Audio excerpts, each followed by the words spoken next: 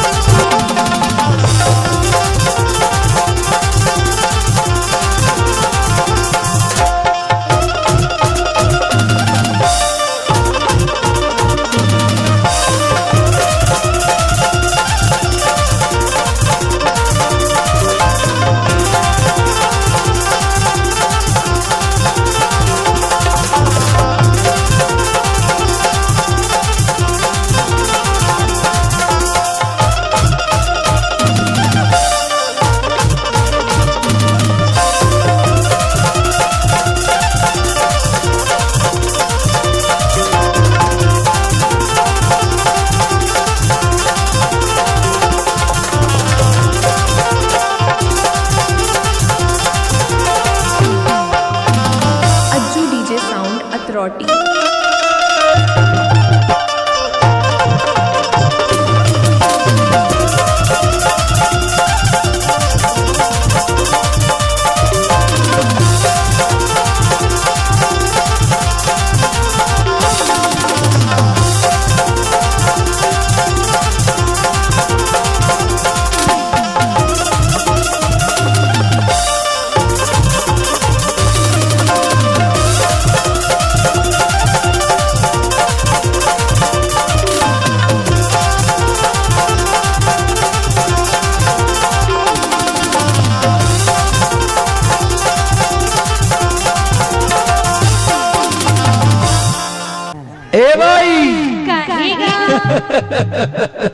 आपको अपना YouTube channel आशीष राज अरमो 0.2 में हार्दिक अभिनंदन है। बाजार में आगू में काटी लधर के बैठे हैं, कुछ न रखे हैं, लेकिन एक बात है भाई। क्या बात है? अरे तेरे को सेना बड़ा बढ़िया है। डीजे प्रियांश अत्रौटी। बड़ा बढ़िया है भाई, तोरो को सेना बड़ा बढ़िया है।